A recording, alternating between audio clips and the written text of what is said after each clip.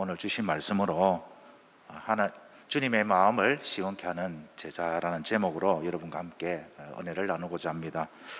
스단계 3년이면 뭘 한다고 합니까? 스단계 3년이면 풍어를 읊는다라는 이야기가 있죠. 이 우스갯소리에 또 패러디하는 버전들이 있는데, 식단계 3년이면 라면을 끓일 줄 알고, 세탁소계 3년이면 주름을 펼 줄 안다라는 소리가 있습니다. 그만큼 익숙하고 많이 듣고 하면 모든 것에 익숙해진다라는 것을, 또 배움 가르침에 또 능통한다라는 그런 말이 되겠죠. 그렇다면 예수님의 제자 3년이면 각자 한번 문구를 만들어 보십시오. 예수님의 제자 3년이면 예수님의 공생의 3년쯤은 한눈에 보인다. 저는 이렇게 정의를 하고 싶습니다. 스단계 3년이면 천자문도 없고 설주도 안다고 하는 우스갯소리, 식단계 3년이면 적어도 라면 정도는 끓일 줄 안다라는, 그게 이제 기본으로 다가오는 것처럼 예수님의 제자 3년, 우리는 훨씬 지난 분들도 있죠. 저 같은 경우에는 올해 이제 53살이니까 엄마 뱃속에 있는 기간 빼고 또 유치부 시절 빼도 적어도 한 40년 예수님을 믿었고 예수님의 제자로 살아가는데, 이 정도면 예수님의 공생의 3년 동안의 기간의 사역은 줄줄줄 외우고 있어야 되지 않을까, 한눈에 꿰뚫고 있어야 되지 않을까라는 그런 생각을 해봅니다. 유대인들은 모세오경을 정말 생명처럼 여기면서 다 외운다고 그러죠. 왜 그러냐고 하니까 이 모세오경을 56개의 단락으로 나누어서 1년에 한 번씩은 꼭 일독을 한다고 그럽니다.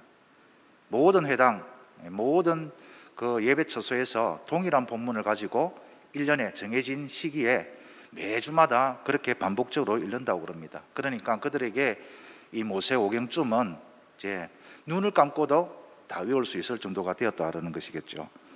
예수님의 제자 3년, 예수님의 공생에는 눈을 감고도 흔히 그려질 정도가 되어야 되지 않을까, 그렇게 생각을 해봅니다. 그래서 이제부터 이제 한 얼마 정도는 예수님에 대해서 그렇게 우리가 한번 살펴보고자 합니다. 지난번에는 하나님의 이름과 관련하여서 우리가 어떤 신앙 고백으로 살아가야 되는지에 대해서 살펴보았다면, 이제는 예수님의 제자로서 당연히 우리가 어떤 제자의 길을 걸어가야 하는지에 대해서 한번 살펴보기를 원합니다. 그래서 어려울 수도 있는데 될 수 있으면 좀 쉽게 했으면 좋겠습니다. 그래서 기존의 그런 설교 방식보다는 성경의 내용을 우리가 좀 더 자세히 이해하고 그 내용을 파악하는 데 중점을 두면서 그렇게 한번 살펴보기를 원합니다. 예수님의 공생에 우리가 잘 알고 있는 것처럼 3년 정도 보고 있습니다. 실제로는 3년보다 조금 더 긴 기간인 것 같은데, 어떻게 하면 예수님의 이 공생애를 좀 더 잘 우리가 기억하고 또 이해할 수 있을까? 제가 계속 연구해 본 결과 6월절을 좀 중심으로 살펴보면은 좀 더 쉽게 이해가 되지 않을까, 그렇게 생각을 합니다. 예수님은 이 땅에 6월절 어린 양으로 오셨죠.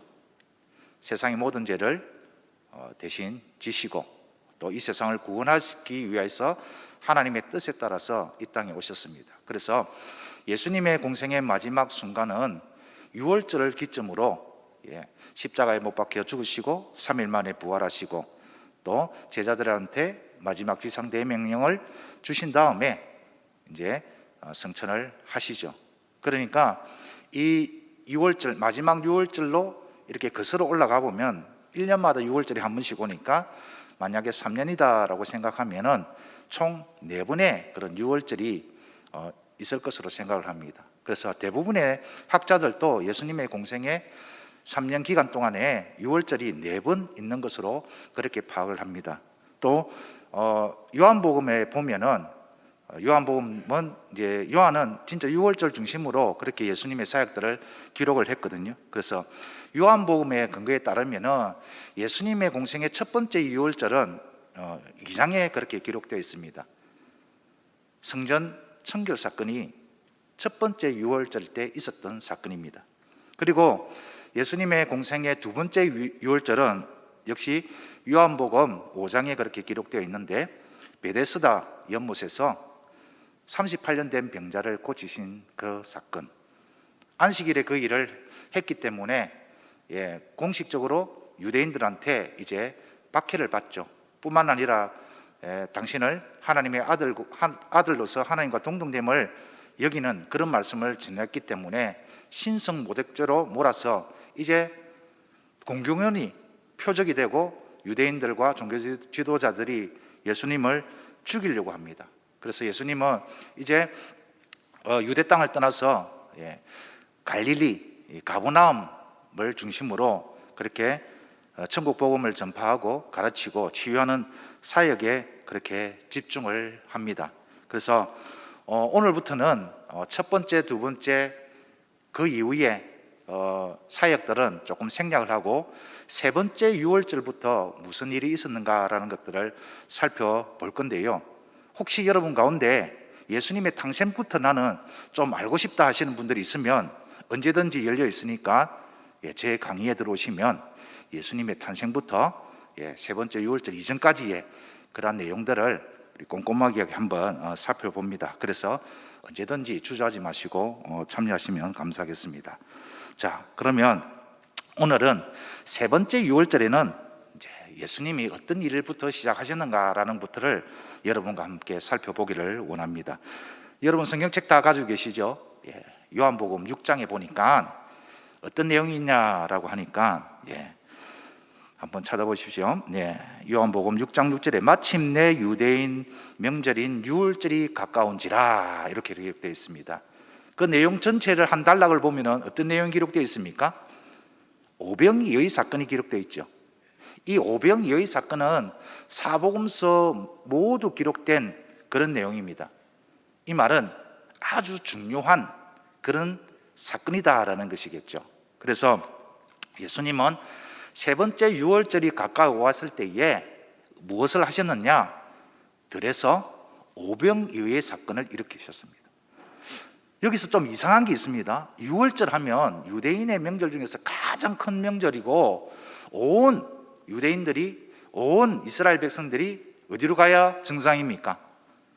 예루살렘 성전으로 향해 가야 되는데 이 세 번째 6월절 때는 예수님이 평소와 달리 예루살렘 성전으로 가지 않고 들녘에서 또 가버나움을 중심으로 사역을 하십니다. 오늘 본문도 그렇지만 오늘 본문 앞에 내용이 되겠습니다. 그래서 이 세 번째 6월절 때는 예수님이 오병이의 기적을 이렇게 일으키셨는데, 오병이의 기적하면 우리가 잘 알고 있는 내용은 아닙니까? 그렇죠? 그래서 굳이 설명을 안 해도 될 것 같습니다. 그런데 어디에서 이 기적을 행하셨는가 궁금하실 것 같아서 지도를 한번 준비해 봤습니다. 보니까 누가복음 9장 10절에 보니까 동일한 사건을 기록하고 있는 곳인데요, 베세다에서 예수님이 이 기적을 행하셨다라고 그렇게 기록을 하고 있습니다. 지도를 한번 보면은 여러분 지도 잘 보이십니까? 제 화면을 이렇게 유지해 주시면 좋을 것 같습니다. 보면은 이제 갈릴리 호수입니다. 그래서 이 갈릴리 호수 주변으로 발달된 그런 도시 마을들인데요, 베세다 보이십니까? 베세다 바로 저곳에서 오병이의 기적을 행하였다라고 그렇게 보고 있습니다. 또 다른 곳 하나는 저기 가브나움과 게네사렛 그 어느 지점에서 예수님이 오병이의 기적을 행하였다라고 주장하는 그런 견해도 있습니다. 어쨌든 이 베세다에서 오병이의 기적을 행하십니다. 그때 많은 사람들이 예수님의 기적을 맛보았죠. 남자 5,000명이 먹고 12 바구니가 남을 정도로 풍성한 그런 주님의 은혜를 경험하였습니다. 그래서 사람들은 이렇게 판단합니다. 아, 이분이야말로 하나님이 보내주신 메시아다라고 하면서 어떤 반응을 보였느냐라고 하니까 요한복음 6장 15절에서 17절에 이런 말씀이 있습니다. 그러므로 예수께서 그들을 와서 자기를 억지로 붙들어 임금으로 삼으려 주신 걸 알고 예수님은 혼자 산으로 가십니다. 그때 예수님은 제자들을 재촉해서 너희들은 빨리 가버나움으로 가라, 그렇게 배를 태우고 보내시고 예수님은 혼자 산에 올라가셔서 밤새도록 기도를 하시죠. 제자들은 예수님이 가라고 하셔서 이제 밤에 배를 타고 열심히 누워서 가는데 밤이 깊도록 그렇게 노를 지었는데 무엇을 만납니까? 큰 바람을 만나죠. 예수님은 오시지 않고 바람은 불고 큰 위기를 맞이했습니다. 그때에 누가 찾아오시느냐? 자, 여러분 이제 마가복음 우리 앞장에 한번 이제 살펴보겠습니다. 오병이어 다음 사건에 무슨 내용이죠? 바다 위로 걸으시는 장면이 나오죠. 밤 사경 새벽 3시에서 6시 사이에 예수님이 물 위로 걸어오는데 제자들이 놀랍니다.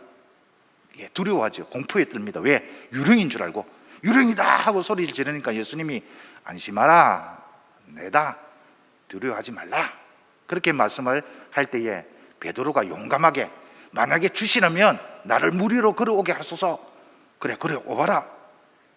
처음에 베드로가 주님만 탁 바라보고 발을 내딛었을 때는 물 위로 자기도 걸었는데 금세 주위에 있는 바람과 파도를 보고는 겁에 질려서 물에 팍 빠졌죠. 그때 주야 살려주십시오 라고 했을 때 예수님이 손을 탁 내밀어서 베드로를 붙잡고 같이 배에 올라가서는 뭐라고 합니까? 믿음이 작은 자여 어찌 그렇게 의심하였느냐 라고 했습니다. 그래서 이 풍랑 때문에 가려고 했던 가버나움으로는 가지 못하고 어디에 도착하게 되었느냐라고 하니까 게네사렛입니다. 지도 다시 한번 보여주실까요? 게네사렛, 가버나움 밑에 있는 동네가 바로 게네사렛인데요. 보이십니까? 게네사렛에 도착을 했습니다. 여기서 예수님이 왔다는 소식을 듣고는 많은 사람들이 막 여기저기서 몰려오죠. 오병이어의 기적도 경험을 했고 또 예수님의 소문에 못 고칠 병이 없고 죽은 자도 살린다라는 그런 소문이 있기 때문에 엄청 많은 그런 병자들이 다가왔습니다. 예수님께 나왔습니다. 그곳에서 예수님은 그들을 모두 다 고쳐주시고 어디로 가시느냐? 예수님의 집으로 가십니다. 예수님의 집이 어디일까요? 여러분, 나사렛일까요? 가버나움일까요? 원래 예수님이 태어난 곳은 베들레헴, 자라신 곳은 나사렛이지만 예수님이 이사한 곳, 살고 있던 곳은 가버나움이라는 곳입니다. 그 가버나움에서 이제 예수님은 또 어느 날 회당에 가서 가르치는데 그 회당에 가서 설교한 내용이 무엇이냐, 어디 있냐니까 요한복음 6장 22절에서 71절에 그 내용이 있습니다. 집에 가셔서 한번 살펴보시고 가버나움에서 예수님이 어떤 설교를 하셨는지 참 사람들의 반응이 희한합니다. 왜냐하면 너무 어려운 설교를 하신 거예요. 세상에 듣도 보도 못한 그런 설교를 예수님이 딱 하시니까 사람들의 마음속에 반감이 일어났습니다. 특히 유대인들은 사람 피를 먹어야 되고 자기 자신의 살을 먹어야 영생할 수 있다라고 하니까 도저히 받아들일 수 없는 그런 말씀을 예수님이 전하거든요. 그래서 유대인들은 그래면 그렇지, 저 청년은 메시아가 될 수가 없다, 어떻게 절대로 받아들일 수 없는, 어떻게 사람이 살을 먹고 피를 마셔야 되느냐, 그래야 영생을 할 수 있다, 저거는 미쳤다라고 그렇게 판단을 했습니다. 그때 같이 듣고 있던 제자들 중에도 여러 명이 참 이거는 우리가 절대로 이해될 수 없는 그런 말씀이다 하면서 그때부터 예수님을 떠나는 제자들이 참 많았다고 그럽니다. 그때 예수님은 12제자들을 데리고 너희들도 가려면 가라 라고 했을 때 베드로가 생명의 말씀이 여기 있으니 우리는 떠나지 않겠습니다 라는 그런 내용이 쭉 기록되어 있죠. 그렇게 가버나움에서 또 말씀을 전하고 또 사역을 하고 있는데 바리새인들과 서기관들이 찾아옵니다. 마가복음 우리 7장으로 한번 볼까요? 마가복음 7장에 보면 이제 장로들의 유전을 가지고 전통을 가지고 이제 공격을 하죠. 왜? 당신의 제자들은 장로의 유전을 어기고 그렇게 씻지 않는 손으로 밥을 먹느냐? 논쟁이 벌어집니다. 그때 예수님은 워낙 이제는 자주 있는 일이기 때문에 어디를 가든지 이 예루살렘에서 파견된 이 바리새인들과 이 서기관, 사두개인들 이런 자들이 예수님이 가는 곳곳마다 와서 사사건건 시비를 걸고 논쟁을 일으키니까 예수님께서 거기에 특별하게 그렇게 응대를 하지 않습니다. 그러면서 예수님이 이동을 하시는데 어디로 가시느냐라고 하니까 24절에 7장 24절에 보니까 두로 지방으로 갑니다. 이 두로 지방으로 이동할 때에 예수님이 사람 말씀을 전하죠. 진짜 사람을 더럽게 하는 것은 사람의 이게 먹는 입으로 들어가는 것이 아니라 이 마음에서 나오는 것이 정말 사람을 더럽게 하는 것이다. 부정하게 하는 것이다. 그런 이야기를 할 때 제자들이 이해를 하지 못합니다. 그때 예수님이 아직도 깨달음이 없느냐 하시면서 이 제자들을 데리고 어디로 갔냐? 두로와 시돈 지방을 가죠. 지난번 우리 헌신 예배 때 말씀드렸던 부분들인데 두로와 시돈 지방에 누구를 만납니까? 가나안 여인, 귀신 들린 딸이 고통 가운데 있는 가나안 여인, 수로보니게 여인을 만나게 되죠. 그때 참 주님은 이 여인의 믿음을 보시고 어떻게 하십니까? 칭찬하시죠. 참 여자여 당신의 믿음이 크다 하시면서 딸의 그 병을 치유해 주신 사건이 두로와 시돈 지방에 있습니다. 지도 한번 보여주실까요?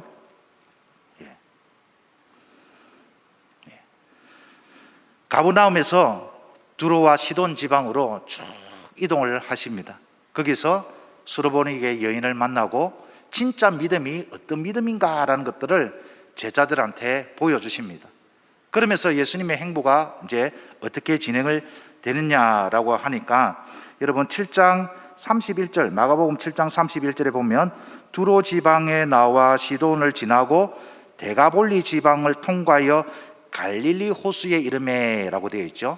우리 다시 한번 지도 한번 보겠습니다. 자, 두로 지방, 시돈 지방을 지나서 저기 헐몬산이 있고 가이사라 빌립보 있죠.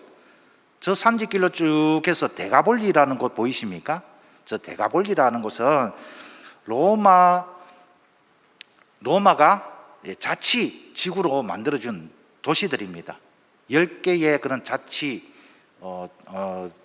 그런 기관인데요, 도시인데요. 그것을 데가볼리라고 합니다.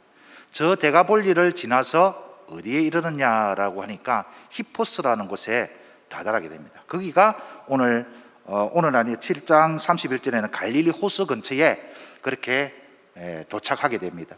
저기 근방에서 이제 오늘 본문이 속하는 8장 1절에서 있는 칠병 두어 마리 사건이 일어나죠. 저곳은 이방인의 땅입니다. 저곳에서 역시 예수님이 보니까 사흘 동안 이 사람들이 아무것도 먹지 못하고 주님을 따라오고 이제 돌려보내야 되는데 너무 그 길이 머니까 기진이 날까 싶어서 역시 제자들한테 너희들이 좀 먹을 것을 주라라고 했을 때 어떻게 합니까? 제자들의 반응이 오병이어 때의 반응과 별 다름이 없습니다. 그럴 때 예수님이 물고기 두어 마리와 또 떡 7개를 가지고 축사하시고 먹이시죠. 그래서 남은 게 뭐라고 합니까? 몇 광줄이요? 7광줄이다. 그런 기적을 베푸시고는 또 예수님이 어떤 행보를 하십니까? 바리새인들이 또 거기 찾아와서 또 막 논쟁을 합니다. 당신이 메시아면 빨리 표적을 보여달라. 예수님은 그게 응대를 하시지 않죠. 그러면서 제자들을 데리고 이제는 어디로 갔냐라고 하니까 달마누다로 가면서 달마누다로 갑니다. 자, 지도 한번 다시 보여주시면 오병이어 사건, 이제 칠병이어 사건을 해서 저기 히포스 근처에서 바다 건너 달마누다가 어느 지방이냐면 막달라 지방, 마가다 지방이라고도 합니다. 저 달마누다도 지방으로 갔을 때 저기에 누가 있습니까? 역시 유대인들, 바리새인들, 서기관들이 있죠. 예수님이 오다는 소식을 또 듣고는 또 공격을 합니다. 하늘로 오는 표적을 보여달라.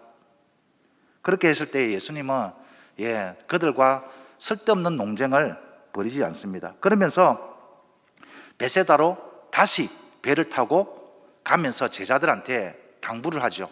어떤 당부를 하느냐라고 하니까 바리새인들과 서기관들의 헤롯의 노릇을 조심하라 라고 했을 때 이 제자들이 오해를 합니다. 예수님이 어떻게 우리가 떡 가져오지 않은 것을 알고 지금 우리에게 나무란다. 아무리 굶어 죽는 한이 있더라도 바리새인들, 헤롯, 서기관들의 그 노릇에 손 내밀지 마라. 아쉬운 말 하지 마라. 그렇게 오해를 했습니다. 사실은 예수님이 그렇게 하신 것은 무엇입니까? 그들의 교훈을 따르지 말라라는 그런 내용이었죠. 그래서 도착한 곳이 베세다였고 그 베세다에서 어떤 일이 벌어졌냐라고 하니까 송역을 고쳐주시는 사건이 이렇게 오늘 기록이 되어 있습니다. 세 번째 유월절 오병이어 사건이 있었고 거기서 많은 무리들이 예수님을 왕으로 삼고자 했을 때 예수님은 따로 피난하게 되었고 또 거기에서 바리새인과 그런 서기관들의 그런 논쟁이 있었고 그것을 피하여서 이방 땅으로 이렇게 쭉 여행을 하시다가 대가볼리를 지나서 칠병이어의 사건을 베푸시면서 이 일련의 그런 제자들한테 보여주시고자 했던 그 교훈이 무엇인가라는 것들을 우리가 오늘 한번 기억했으면 좋겠습니다. 왜 예수님은 이런 행보를 했을까요? 동일한 사건인 것 같은데 비슷한 사건인 것 같은데 왜 오병이어의 기적을 행하시고 또 칠병 두어 마리의 기적을 행하셨는가? 여기에는 아주 깊은 뜻이 있습니다. 무슨 뜻이냐라고 하니까 여러분 지도를 잘 한번 기억해 보십시오. 오병이어 사건이 일어난 곳은 이스라엘 땅입니다. 하나님이 약속한 유대 땅, 하나님이 약속한 그 약속의 땅입니다. 그 말은 그 땅에 살고 있는 사람들은 누구입니까? 하나님이 택하셨다라고 자부하는 선민사상을 가지고 있는 유대인들이겠죠. 이스라엘 백성들이겠죠. 그런가 하면은 칠병이어 기적이 일어난 곳은 이방 땅입니다. 이방 땅에서 그런 기적을 일으키신 것은 분명한 주님의 의도가 있다라는 것입니다. 그 의도가 무엇이냐라고 하니까 바로 요한복음 6장에서 예수님이 설교하셨던 그 부분입니다. 진짜 생명의 떡이 무엇이냐? 진짜 영생의 길이 무엇이냐? 그것을 예수님은 제자들에게 가르쳐주고 싶었던 것입니다. 예수님이 생명의 떡이시고 예수님의 하나님의 아들이시면서 예수님을 믿는 자만이 구원을 받을 수 있다라는 것을 가르치기 위해서 제일 먼저 누굴 대상으로요? 오병이어 사건을 통하여서 유대인들을 대상으로 그렇게 메시지를 펼치는가 하면은 이번에는 칠병이어의 사건을 통해서 이방인들에게도 예수님은 생명의 떡으로 영생을 주시는 분으로 그렇게 오셨다라는 것들을 제자들한테 보여주고 그 사명을 이제는 나중에 제자들이 감당해야 되겠다라는 것을 가르쳐 주기 위해서 예수님은 그러한 행보를 움직여 가셨다라는 것입니다. 시간상 자세한 내용들을 꼼꼼하게 살펴볼 수는 없지만 큰 그림에서 보면은 세 번째 유월절은 아주 의미 있는 그런 지점입니다. 왜냐하면 이제 1년 후면은 네 번째 유월절이 다가오고 예수님이 하나님의 뜻을 이루기 위해서 십자가를 지십니다. 그리고 부활 승천하시면 남는 건 제자들 뿐이죠. 이 제자들에게 이제 하나님의 나라를 주어야 하는데 어떻게 이 하나님의 나라를 맡겨주겠습니까? 그래서 예수님은 이 기간 동안에 한 6개월 정도는 이제 제자들에게 집중하시고 싶으신 겁니다. 집중적으로 제자들에게 그렇게 훈련을 하고 싶으신 것입니다. 그래서 외곽지구로 돌아다니면서 될 수 있으면 무리 될 수 있는 사람들과의 접촉은 자제하고 제자들에게 가르쳐 주고자 하는데, 어디를 가든지 예수님의 소문을 듣고 사람들이 그렇게 몰려옵니다. 그러나 예수님은 제자들이 따로 있을 때에 아주 중요한 그런 가르침들을 그렇게 했죠. 여기서 오늘 본문을 쭉 뿐만 아니라 예수님의 행보를 탁 이렇게 살펴보면서 저는 이런 마음이 들었습니다. 하나의 사건들이 참 의미 있게 그렇게 다가와야 되고, 그 속에는 아주 중요한 진리, 깨달음이 있는데, 성경을 누구보다도 잘 알고 있는 바리새인들, 서기관들, 종교 지도자들도 마찬가지지만 2년 동안 예수님 곁에서 함께 먹고 함께 자고 함께 했던 제자들도 진정한 깨달음이 없다라는 것입니다. 그래서 예수님은 이 베세다에서 소경을 고쳐주는 사건을 통해서 아주 중요한 교훈을 주시는데, 진짜 영적인 맹인은 누구냐? 진짜 맹인은 누구냐? 누가 진짜 답답한 인생이냐? 그것을 보여주시는 겁니다. 누가 진짜 맹인입니까? 앞을 못 보는 사람이 진짜 맹인이 아니라, 진짜 진리 되시는, 진짜 하나님 되시는 예수님을 못 보는 그 자가 바로 진짜 맹인이고, 그 맹인을 고칠 수 있는 분은 누구라는 겁니까? 오직 예수 그리스도다라는 것입니다. 오직 하나님의 은혜를 입은 자만이 하나님께 나올 수 있고 주님께 나올 수 있고 영생을 누릴 수 있는 그런 복을 누리게 되는데, 그 영적인 맹인에서 벗어날 수 있는 유일한 길은 오직 예수 그리스도다라는 것을 보여주는 사건이다라는 것이죠. 예수님이 한 걸음 한 걸음 나아가면서 제자들이 깨달아 알기를 원했던 것이 바로 이것입니다. 진짜 예수님이 어떤 분인가? 우리는 예수님이 누구십니까? 라고 하면 주는 그리스도시요 살아계신 하나님의 아들이십니다 라는 이 믿음의 고백이 저절로 나오지만, 그때 당시만 해도 그렇지 않았던 것이죠. 아직도 이 제자들은 예수님을 정치적인 메시아로, 자신들에게 권력을 주고 자신들에게 부를 주고 자신들에게 명예를 줄 그런 메시아로 알고 따라오는 그들에게 예수님은 진짜 하나님의 나라를 보여주시면서 앞으로 감당해야 할 사명이 무엇인가라는 것을 깨닫게 하기 위해서 예수님은 제자들을 데리고 그렇게 교육을 하고 있는 것이죠. 오늘 이 내용을 가지고 우리가 한번 새겨봤으면 좋겠습니다. 나는 예수님의 제자로서 내가 감당해야 할 사명은 무엇인가? 첫 번째, 우리가 짤막한 그런 질문을 통해서도 느꼈을 것입니다. 예수님의 제자 3년이면 예수님의 3년의 그러한 행적 정도는 우리가 한눈에 탁 들어와야 되지 않겠느냐.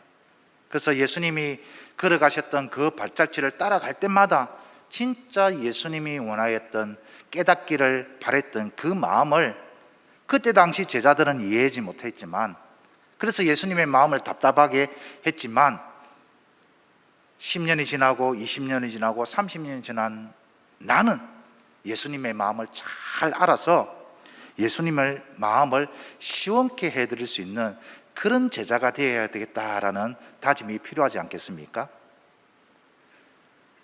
우리가 어떻게 예수님의 그 마음, 예수님의 뜻, 예수님의 그 깊으신 그 의도를 우리가 어떻게 잘 이해할 수가 있겠습니까? 방법은 기도입니다. 로마서 12장 2절 말씀입니다. 너희는 이 세대를 본받지 말고 오직 마음을 새롭게 함으로 변화를 받아. 여기서 비결이 있습니다. 변화를 해라는 겁니까? 받아라는 겁니까? 여기는 현재형 수동태 명령형으로 되어 있습니다. 자, 목사님께서 여러 번 설교해서 아실 겁니다. 헬라어에는 시제라는 게 참 중요하거든요. 현재형이다라는 것은 계속해서 반복해서 끊임없이 해야 될 일입니다. 현재형은요. 자, 명령형은요. 반드시 순종해야 되는 것이죠. 예. 그 다음에 수동태니까 내 스스로 할 수 있는 게 아니라는 겁니다. 예. 이 말은 무엇이겠습니까? 하나님의 온전하고 선하신 기쁘신 뜻을 분별하기 위해서는 내가 스스로 할 수 있는 것이 아니라 성령님의 역사, 성령님의 도우심을 받아야만 가능한 것입니다. 그래서 우리는 끊임없이 기도해야 되는 것이고 늘 그 말씀을 가까이 하면서 성령 하나님께 간구할 때에 우리는 하나님의 뜻, 주님의 뜻을 온전히 분별할 수 있고 그 뜻대로 행할 때에 주님의 마음을 시원케 해드리는 그런 제자가 될 수 있다라는 것입니다. 주님의 마음을 답답하게 하는 제자가 아니라 주님의 마음, 주님의 의도, 주님의 뜻을 말씀을 통하여서 기도를 통하여서 온전히 분별하고 삶 속에서 실천하여서 주님의 마음을 시원케 해드리는 예수 그리스도의 진정한 건강한 제자가 되기를 주님의 이름으로 축원드립니다. 이런 의미에서 여러분 훈련 받으셔야 됩니다. 교육 받으셔야 됩니다.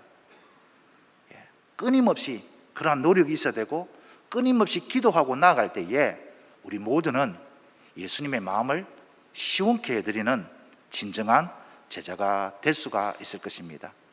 오늘도 우리 중직자로 선택되신 분들을 목사님과 청지기에 대해서 그렇게 말씀을 나누고 나름 믿음의 결단을 하였는데요.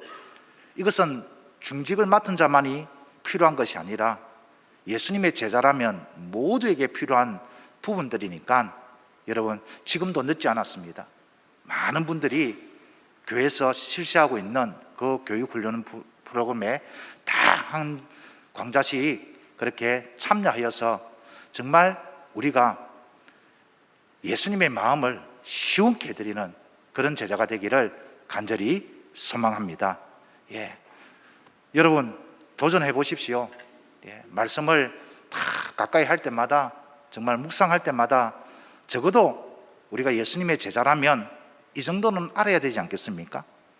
뿐만 아니라 다윗이 고백했던 것처럼 이 세상 그 어떤 가치보다도 소중하면서 이 세상 그 어떤 만족보다도 큰 만족을 주는 것이 하나님의 말씀이라고 했는데 다윗이 맛보았던 하나님의 말씀을 오늘 우리도 맛볼 수 있는, 그래서 예수님의 마음을 정말 시원케 해드릴 수 있는 그런 제자가 되기를 간절히 소망합니다.